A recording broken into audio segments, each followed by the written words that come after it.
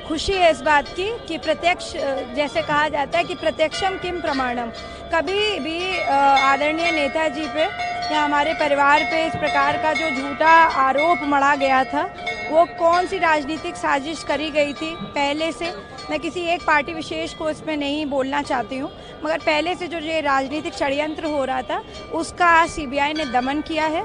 मैं उच्च न्यायालय को, सीबीआई को, दोनों को बहुत बहुत धन्यवाद करती हूँ। और मैं फिर से, मुझे लगता है हर एक देश के नागरिक का बहुत ज़्यादा इन दोनों इंस्टीट्यूशन पर विश्वास है, उस विश्वास को उन्होंने कायम कर रखा है। मेरा बहुत बहुत नमन है। दुरुपयोग हो रहा था, सीबीआई का परेशान किया जाता नेताजी को और अखिलेश जी को। जी जी, अभी तक परेशान किया जाता, मैं नहीं कह सकता हूँ अभी तक।